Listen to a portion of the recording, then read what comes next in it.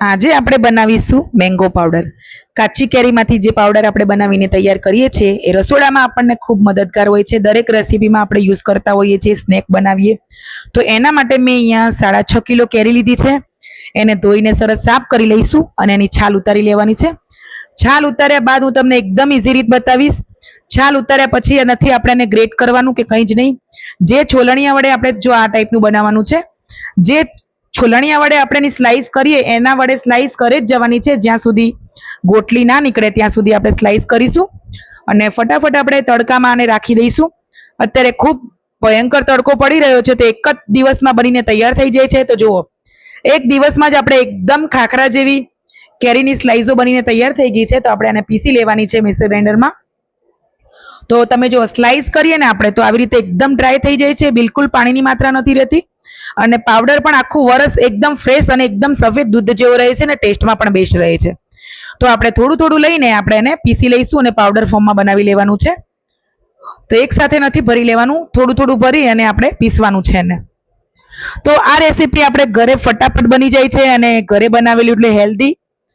તો બજારથી મોંઘું મોંઘું લાવવું એના કરતાં જો સિઝન આવે ને ત્યારે આવી રીતે બનાવીને ડબ્બો ભરીને રાખી દેવાનું. જ્યારે પણ આપણે જરૂર પડે ત્યારે આપણે બનાવીને તૈયાર કરી શકીએ છીએ અવનવી ડીશો આમાંથી. તો આમચૂર પાવડર તો દરેક વસ્તુમાં આપણે ઉપયોગી લેતા હોઈએ છીએ. આપણે ચટપટા મસાલા બનાવવો હોય, પરાઠા બનાવવા હોય, સમોસા બનાવવા હોય, કોઈ સ્નેક બનાવવું હોય તો આમચૂરની તો આપણે પહેલા જરૂર પડતી હોય છે. તો આવું ઝીણું ઝીણું નીકળે છે પલ્સ, એ પણ આપણે ફેંકવાના નથી અને ફરી રિપીટ કરીને આપણે ફરી દળવાના છે.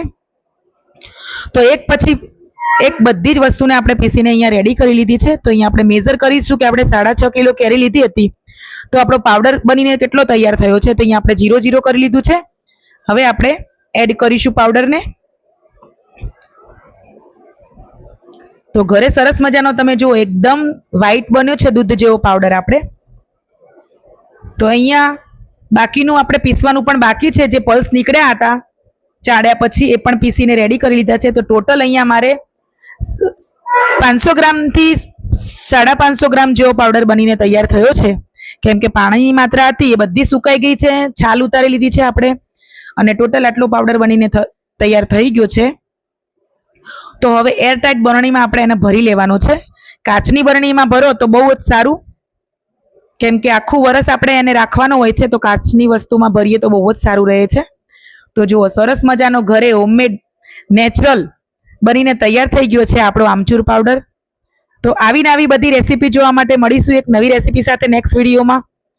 જય શ્રી કૃષ્ણ બધાને, બાય બાય.